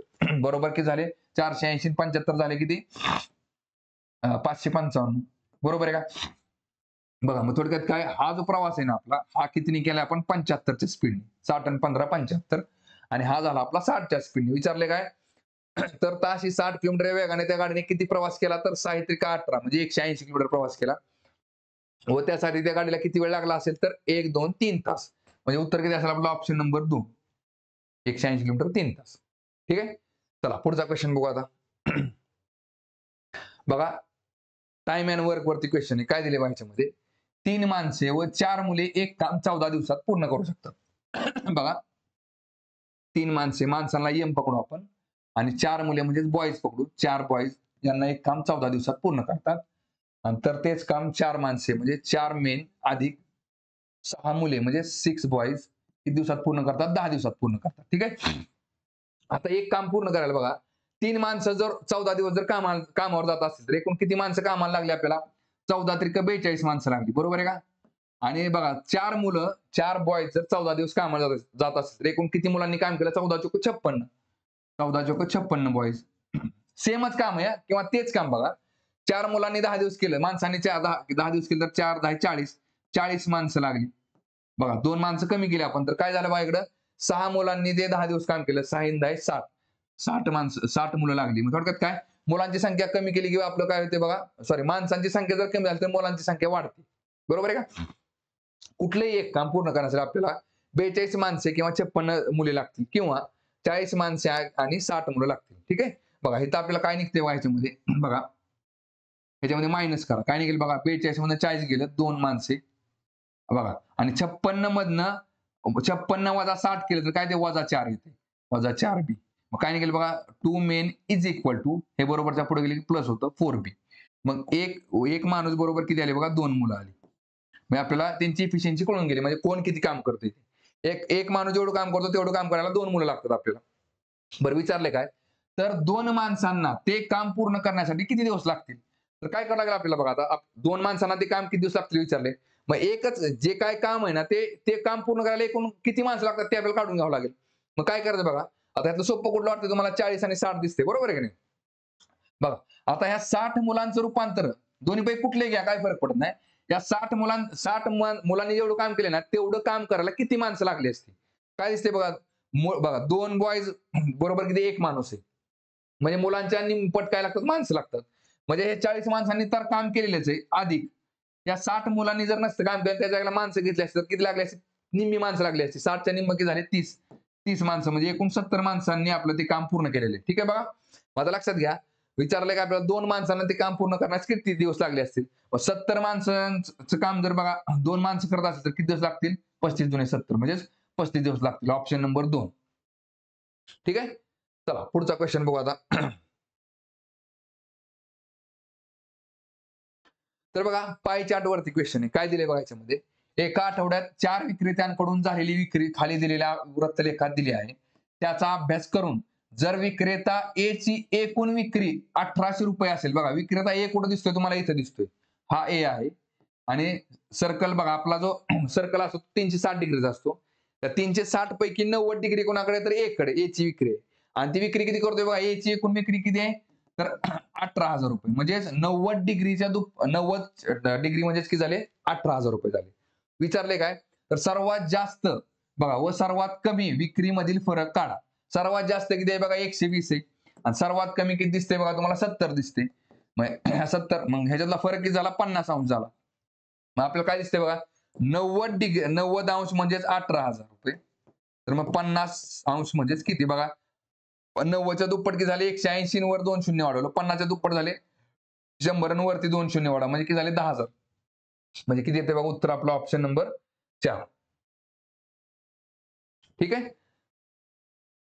तर बघा थांबू आता आपण या ठिकाणी.